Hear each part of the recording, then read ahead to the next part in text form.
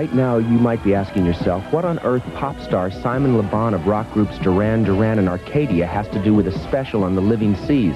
Well, this look at their hit record and video reel provides some of the answers, but there's more to it than that.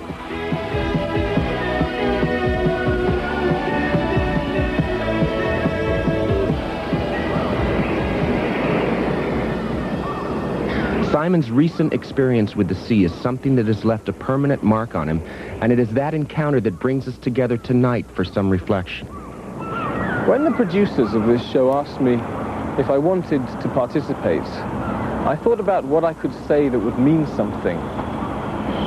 I looked at poem after poem about the treacherous sea, and the more I looked, the more I came to realize that my feelings were different from those of any poet or novelist or any film I'd seen. The poets spoke of the moaning sea, of men who sank with a bubbling groan without a grave, and even of the whispering sea. But the sea I came to know last summer was different from any of those. In fact, the only people with whom I'm able to share those feelings are the 23 other crew members of our boat, the Drum, who last August the 11th experienced the ruthlessness of the sea with me in the space of a few minutes. On that date off the south coast of England, while beating into a 35-knot wind and punching into a short oncoming sea, we capsized during the 600-mile Fastnet race, hurling 18 men into the icy waters of the North Atlantic and trapping 6 of us, myself included, under the hull of the 27-ton racing yacht.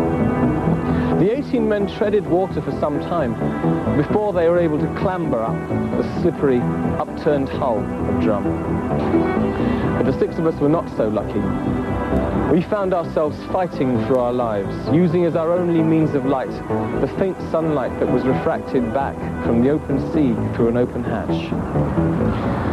Of the 6, 1 was trapped, drowning in his bunk, upside down and screaming in terror until we cut him free.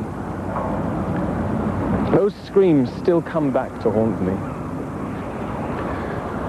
I don't think anything could ever describe the pale blue death down into which I stared through the open hatch. And now, some time after it all happened, I still find myself unwilling to speak or to relive the experience. My feelings come quickly, but the words come slower and much harder. If there is a message in my experience, it is to believe in and trust teamwork and cooperation and the will to survive. The fact that we completed that day with a full crew of 24 must bear witness to something. Or perhaps it is to fear, certainly to respect the wide oceans of the world. We are land creatures, and the water is not our element. We are not designed to go to sea. But there is a calling compulsion, a seduction of some men.